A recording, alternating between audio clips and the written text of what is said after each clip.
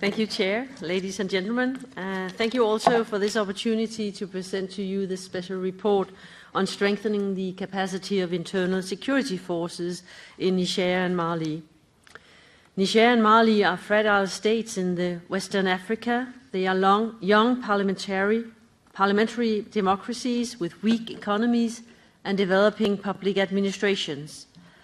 In March 2011, the EU adopted a strategy for security and development in the Sahel region based on the premise that development and security are mutually supportive and that the issues faced in the Sahel region require a regional answer.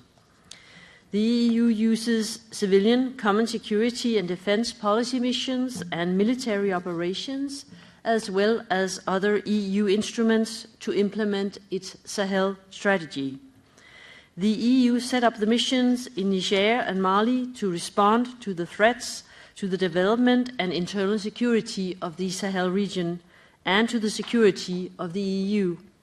The aim was to help strengthen the capacity of the national forces responsible for internal security by providing training, advice and equipment.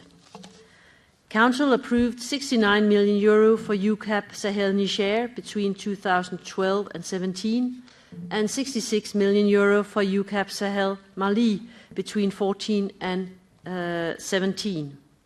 So when we did the audit, the objective of the audit was to examine how the EUCAP Sahel missions were set up, managed, how they operated, and whether they succeeded in strengthening the capacity of the forces responsible for internal security in the two countries. We asked the following questions. Did the EEAS plan and implement the EUCAP Sahel missions well? And have the EUCAP Sahel missions strengthened the capacity of the security forces in Niger and Mali? So what did we find in the audit? Well, we conclude that the missions contributed towards strengthening the capacity of the forces responsible for the internal security, but that progress was slowed by the challenging context in which they worked and by operational inefficiencies. We found that the mission staff did not receive adequate practical guidance, and in the case of the EUCAP Sahel Niger, pre-deployment training. The EEAS and the Commission did not provide enough support and in some cases applied procedures that were unsuited to the working conditions on the ground.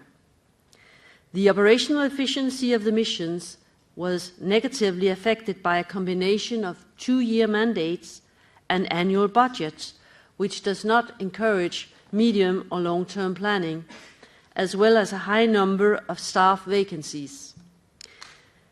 Even though the missions are not intended to be permanent features in the relevant countries, there is no clear exit strategy.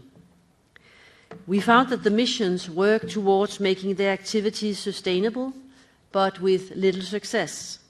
This was partly due to the lack of ownership or the political will in the host countries, and partly due to insufficient follow-up by the missions. We also found that the performance indicators were weak, and during the audited period, the missions did not adequately monitor and evaluate the achievements of tasks. Although the missions have played an important role in strengthening the capacity of the forces responsible for internal security in Niger and Mali, the process towards achieving their objectives have been both slow and limited. In our audit report, we recommend that the EEAS and the Commission should take measures to improve the operational efficiency of the missions, improve the occupancy rate of staff posts in the missions, set mandates and budgets to match operations, and provide for an exit strategy. Increase the focus on sustainability, and finally, improve indicators, monitoring and evaluation. The EEAS and the Commission have accepted all 5 of our recommendations, and I would like to thank them for their constructive cooperation on the audit. Thank you very much, Chair, for your attention.